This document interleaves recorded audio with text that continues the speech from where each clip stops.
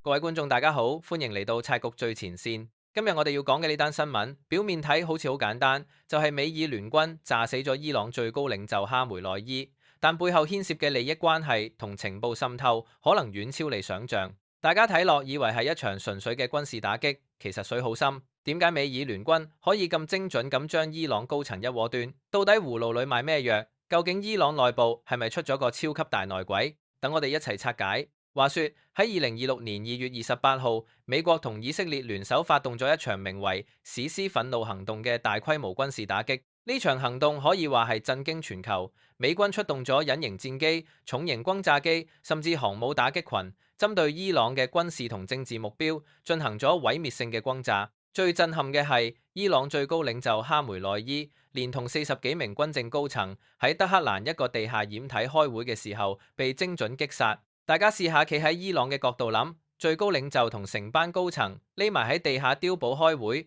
理應係最高機密。點解美以聯軍會好似裝咗天眼咁，連佢哋幾時開會、喺邊度開會都一清二楚？呢個絕對唔係巧合。於是乎，哈梅內伊死後，伊朗內部即刻掀起咗一場史無前例嘅捉鬼風暴。大家都喺度估，到底邊個出賣咗哈梅內伊？呢場風暴唔單止係為咗刨出真兇，更重要嘅係伊朗高層意識到，如果唔盡快將呢個內鬼揪出嚟，佢哋每個人嘅性命都受到嚴重威脅。因為美以聯軍嘅情報網已經深入到伊朗嘅神經中樞，連最高領袖嘅行蹤都可以隨時掌握，更何況係其他將領。所以呢場捉鬼行動可以話係伊朗政權生死存亡嘅關鍵一戰。講到內鬼，目前傳得最盛、最大嫌疑嘅就係伊朗伊斯蘭革命衛隊聖城旅嘅指揮官伊斯梅爾卡尼 （Ismail Qaani）。呢位卡尼絕對唔係普通人，佢喺2020年接替被美軍擊斃嘅蘇萊曼尼，成為聖城旅嘅揸佛人，負責伊朗喺海外嘅軍事同情報行動。點解佢會成為最大嫌疑人？因為呢位老兄有一個花名叫做九命貓。過去幾年，以色列針對伊朗同真主黨高層發動咗無數次暗殺，好多猛人都死於非命，但偏偏卡尼每次都可以奇蹟生還。最離奇嘅係，有報道指喺哈梅內伊被炸死嗰日，卡尼原本都喺現場，但佢竟然喺導彈落嚟前幾分鐘突然離開咗個地下掩體。聽到呢度，大家係咪覺得好奇怪？點解次次有事佢都唔喺度？有阿拉伯媒體甚至傳出卡尼已經被伊朗當局以間諜罪逮捕，甚至可能已經被處決。又有傳聞話佢其實係摩薩德潛伏得最耐嘅特工，依家已經逃去以色列嘅安全地帶。雖然呢啲消息暫時未有官方證實，但空穴來風未必無因。講真嗰句，如果佢真係內鬼，咁伊朗嘅情報系統真係穿晒大窿，連負責海外情報嘅最高指揮官都係以色列嘅人，咁就大鑊啦。大家試諗下，卡尼作為聖城旅嘅指揮官，掌握住伊朗喺中東地區所有代理人組織嘅命脈，包括黎巴嫩真主黨、也門胡塞武裝、巴勒斯坦哈馬斯等等。如果佢真係摩薩德嘅間諜，咁過去幾年呢啲組織屢屢遭受重創，高層被逐一擊殺，就完全解釋得通啦。因為佢哋嘅一舉一動根本就喺以色列嘅掌握之中。呢個假設如果成立，對伊朗嚟講絕對係一個毀滅性嘅打擊。除咗卡尼，仲有另一位重量級人物被捲入呢場內鬼疑雲，佢就係革命衛隊前情報首長侯賽因塔伊布 （Hossein Tayyib）。呢位塔伊布曾經係伊朗安全系統入面令人聞風喪膽嘅人物。但喺2022年，因為未能阻止以色列喺伊朗境內嘅破壞活動而被免職。有消息指喺哈梅內伊被炸死嗰場會議入面，塔伊布都有份出席。但詭異嘅係，佢喺美以聯軍發動空襲前20分鐘，突然以身體不適為理由提早離場。結果20分鐘後，成個會場就被夷為平地。呢個時間點真係巧合到令人難以置信。雖然伊朗官方媒體後來出嚟澄清，話塔伊布仲在生，冇被暗殺。但佢提早離場呢件事已經令佢成為眾矢之的。大家諗下，一個前情報首長喺最高級別嘅會議中途突然話唔舒服走人，跟住個會場就爆炸，呢個劇本簡直好似拍電影咁。其實我覺得最核心嘅問題係，無論係卡尼定係塔伊布，呢啲傳聞之所以會滿天飛，正正反映咗伊朗內部對自己嘅情報系統已經完全失去信心。塔伊布嘅背景其實非常複雜。佢曾經掌管伊朗最強大嘅情報機構，對國內外嘅情報網絡了如指掌。如果佢真係內鬼，咁佢所能提供嘅情報價值絕對唔亞於卡尼。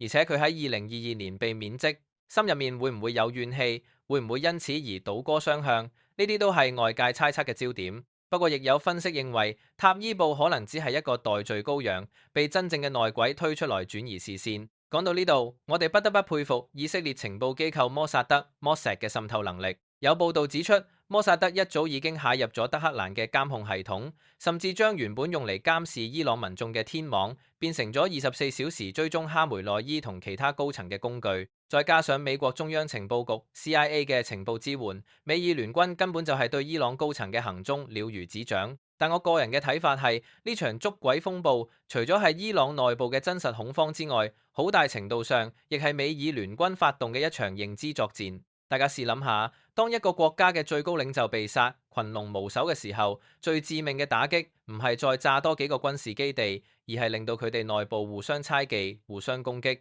美以聯軍透過釋放各種真真假假嘅消息，話卡尼係內鬼，話塔伊布係間諜，目的就係要喺伊朗革命衛隊內部製造恐慌同分裂。當每個人都懷疑身邊嘅同僚係摩薩德特工嘅時候，成個指揮體系就會徹底瓦解，根本無法組織有效嘅反擊。呢招借刀殺人真係高招。認知作戰嘅威力在於佢唔需要動用一兵一卒就可以從內部瓦解敵人嘅防線。伊朗依家正處於一個極度敏感同脆弱嘅時期，任何風吹草動都會引發巨大嘅連鎖反應。美以聯軍深知呢一點，所以佢哋不斷透過各種渠道散播謠言，令到伊朗高層人人自危。呢種心理戰往往比實體嘅導彈更加致命。呢場內鬼風暴嘅背後，其實仲隱藏住一場更深層次嘅權力鬥爭。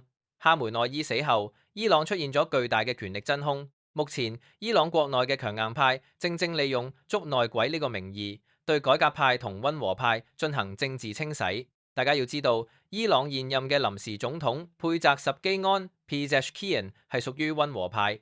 喺呢個風頭火勢之下，佢夾喺強硬派同民眾壓力之間，處境非常艱難。強硬派想藉住呢次危機，徹底剷除異己，鞏固佢哋喺後哈梅內伊時代嘅權力。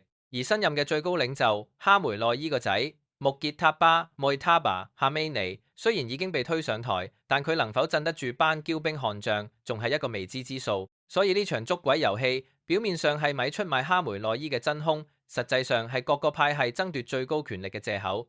錯啦！如果你以為佢哋真係咁關心邊個係內鬼，咁你就太天真啦。政治鬥爭從來都係殘酷嘅，真相往往只係權力遊戲嘅犧牲品。喺呢場權力鬥爭中，革命衛隊扮演住舉足輕重嘅角色。佢哋唔單止掌握住國家嘅軍權，仲控制住龐大嘅經濟利益。強硬派如果能夠完全控制革命衛隊，就可以喺未來嘅政治格局中佔據絕對嘅優勢。而捉內鬼正正係一個最好嘅藉口，可以名正言順咁清除軍隊內部嘅異己分子。所以卡尼同塔伊布嘅命運其實已經同呢場權力鬥爭緊緊綁埋一齊。咁究竟伊朗未來會點樣發展？中東局勢又會受到咩影響？我個人認為伊朗短期內好難恢復元氣。哈梅內伊嘅死加上高層被一鍋端，令到伊朗嘅指揮體系陷入癱瘓，而內部嘅權力鬥爭同捉鬼風暴更會進一步削弱伊朗嘅實力。對於美國同以色列嚟講，呢個絕對係一個千載難逢嘅機會。佢哋可以趁住伊朗虛弱嘅時候，進一步打擊伊朗喺中東地區嘅影響力，甚至推動伊朗政權嘅更迭。不過，大家唔好忘記，伊朗始終係一個擁有8000幾萬人口嘅大國，而且擁有強大嘅軍事潛力。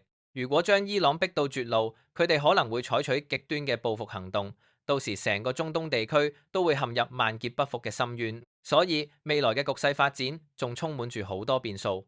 美以聯軍會唔會繼續擴大打擊範圍？伊朗內部嘅權力鬥爭會唔會引發內戰？呢啲都係我哋需要密切關注嘅問題。講真嗰句，中東呢個火藥庫隨時都會再次引爆，大家真係要綁好安全帶。今日嘅拆局就去到呢度。總括嚟講，呢單伊朗最大內鬼嘅新聞絕對唔係表面睇咁簡單，佢既反映咗摩薩德恐怖嘅滲透能力，亦揭示咗伊朗內部千瘡百孔嘅情報系統同激烈嘅權力鬥爭。對於呢件事，唔知大家又有咩睇法呢？你哋覺得卡尼同塔伊布邊個先係真正嘅內鬼，定係成件事根本就係美以聯軍嘅認知作戰？歡迎喺下面留言同我分享下你嘅高見。我哋拆局最前線會繼續同大家跟進中東局勢嘅最新發展，為大家帶嚟最深入嘅分析。多謝大家收睇，鍾意呢條片嘅話，記得 Like、Share 同 Subscribe 我哋頻道，撳埋個鐘仔，咁就唔會錯過我哋嘅最新影片啦。我哋下次見，拜拜。